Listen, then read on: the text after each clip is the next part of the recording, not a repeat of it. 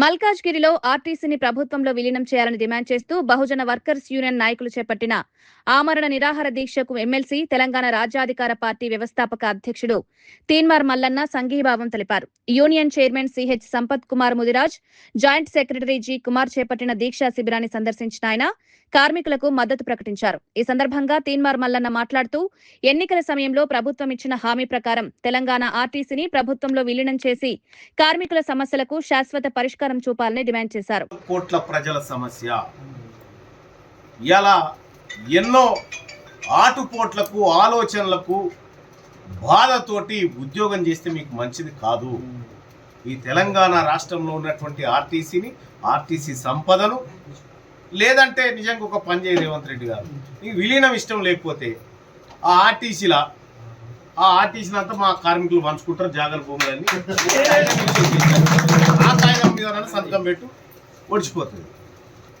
ఈ చేతగాని పరమ దద్దమ్మ ప్రభుత్వానికి హెచ్చరిక చేస్తా ఉన్నాము. నీ పని చేసుడా ఆర్టీసీని విలీనం చేసుడా రెండే ఆప్షన్స్ మా ముంగట్టున్నాయి. ఇక నువ్వే నిర్ణయం తీసుకో. బంతి నీ కోర్టులోనే ఉంది. సంపత్కి, కుమార్కి, ఆర్టీసీ కార్మికుల లోకానికి ఎవరికి ఏ చిన్న హామీ జరిగినా లేకపోతే ఏదన్నా హానికరమైన వ్యవహారం జరిగినా ఈ రాష్ట్ర ప్రభుత్వం బాధ్యత వహించాల్సి ఉంటుంది. ఆ రాష్ట్రంలో ప్రజల ఆగ్రహజ్వాలకు గురయ్యేటువంటి పరిస్థితి తెచ్చుకోకుండా వెంటనే విలీనం డేటును ప్రకటించాలని చెప్పి నేను కోరుతా ఉన్నా. 2023లో తెలంగాణ రాష్ట్రంలో కాంగ్రెస్ పార్టీ అధికారంలోకి వచ్చిన మొదటి క్యాబినెట్లో అయిపోయింది ఇక రేపే విలీనం కథా కార్ఖానాన్ని బ్రేకింగ్ న్యూస్లో వేసినటువంటి బ్రేకింగ్ న్యూస్ చూసినాం. వాటికి ఏమైనా అర్థం ఉందా? మేము కూడా రేపు పొద్దుగాల మళ్ళీ రేవంత్ రెడ్డికి ఓటు అని మేము చేసే పని చేయాల్సి ఉంటుంది. ఆ పరిస్థితి తెచ్చుకోకండి. అయిపోయింది. 2028 నాటికి మీరు చేయకపోతే మేము ఎట్లా చేసుకోవాలో మేము చేసుకుంటాం. ఆ దసరా తెలియజేసుకుంటూ మా సంపత్ నిజంగా వాస్తవానికి రాష్ట్ర పార్టీకి కానీ మాకు కానీ ఇన్ఫర్మేషన్ లేకుండే, కానీ ఒక నాయకుడు ఈ నిరాహార దీక్షను మధ్యలో వదిలేస్తే వేలాది మంది కార్మికుల ఆశయాలను భుజాల మీదకి ఎత్తుకొని నేను చేస్తున్నాను ముంగడికి వచ్చినటువంటి ఇది బాధ్యత గల పార్టీ చేసే కార్యక్రమం, బాధ్యత గల యూనియన్ చేసే కార్యక్రమం. నేను అభినందిస్తా ఉన్నా. నేను నిర్ణయం సరైంది. పార్టీకి అలాగే ప్రజలందరికీ కూడా చెప్తా ఉన్నా, ఇది మహోగ్ర రూపంగా దాల్చక ముందే నిర్ణయం తీసుకోవాలని చెప్పి ప్రభుత్వానికి చెప్తూ సంపత్ కానీ ఈ యూనియన్ నిర్ణయాన్ని కానీ మా సురేష్ అన్న కానీ అందరికి కూడా చెప్తా ఉన్నా, మహా ఉగ్ర రూపంలోకి ఇది మారకంటే ముందే ప్రభుత్వం నిర్ణయం తీసుకోవాలని కోరుతూ మా బహుజన వర్కర్స్ యూనియన్ ఎట్టి పరిస్థితుల్లో కార్మికుల ఆశయాలను తాకట్టు పెట్టదు. వాళ్ళని విలీనం చేసేటువంటి ఏకైక లక్ష్యంతో ఇవాళ జరుగుతూ ఉంది. ఏడికైతే ఆడికి తేల్చుకుంటాం. ఎట్లా దిగిరాదో ఈ ప్రభుత్వం తెలియజేస్తామని హెచ్చరిస్తున్నాం. అలాగే నేను ఆర్టీసీ మిగతా కార్మిక సంఘాలకు కూడా చెప్తా ఉన్నా, ఆట ప్రారంభమైంది, ఉద్యమం ప్రారంభమైంది.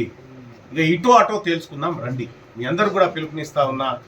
ఇక్కడ ఇదేదో యూనియన్ సమస్య కాదు, ఎన్నికల సమస్య అంతకంటే కాదు. మనందరి ఆకాంక్ష. ఈ ఆకాంక్షకు మనం అందరం కూడా చేతులు జోడించి ముందుకు వెళ్దామని చెప్పి వాళ్ళందరూ కూడా పిలుపునిస్తూ సెలవు తీసుకుంటాం.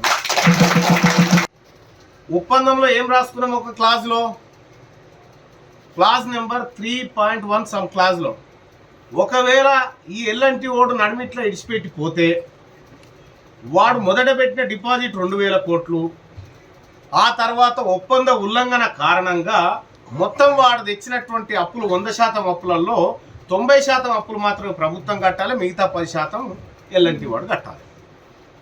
ఈ 12,000 కోట్ల ప్రాజెక్టును ఈయన 3 రోజులు ఢిల్లీకి తిరిగి 15,000 కోట్ల ప్రాజెక్ట్ చేసేది. కేవలం కిషన్ రెడ్డి, రేవంత్ రెడ్డి వీళ్ళు దూపకు పంచుకోవడానికి 1,200 కోట్ల రూపాయలు ఎల్ఎన్టీ దగ్గర లంచం తీసుకున్నారా లేదా? మరి ఇప్పుడు ఆర్టీసీని విలీనం చేసి ఏడంగా వస్తాయి? రావు కదా. ఇప్పుడు నీకు ఆర్టీసీ మీద లేని ఇంట్రెస్ట్ ఎల్ఎన్టీ మీద ఎందుకు వచ్చింది? మెట్రో రైల్ని విలీనం చేయాలనేటువంటి ఆలోచన ఈ రాష్ట్ర ప్రభుత్వానికి వచ్చిందంటేనే మీ దుర్మార్గమైన ఆలోచన. రేవంత్ రెడ్డి ఒక్కడే తింటాడా, నేను కానీ అని కిషన్ రెడ్డి ఆడ కూర్చుంటే ఇద్దరు పోయి ఏదో కాంప్రమైజ్ అయిపోయి నీకిన్ని నాకిన్ని అని చెప్పి పంచుకొని తింటా ఉన్నారు ఇలా తెలంగాణ జాతి సంపదను.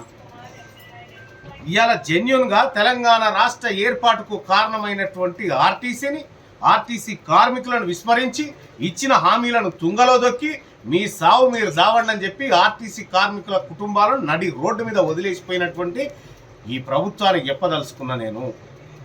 నువ్వు ఉంటావా పోతావా? ఇవాళ సంపత్ ఇంట్లో ప్రారంభమైనటువంటి ఈ మహోద్యమం రేపు తెలంగాణ రాష్ట్రం అంతా వ్యాప్తి చేస్తాం. తెలంగాణ రాష్ట్రంలో ఉన్నటువంటి ఆర్టీసీ కార్మికుల కుటుంబాలతో వస్తాం. ఎక్కడికక్కడ డిపోలను ముట్టడిస్తాం.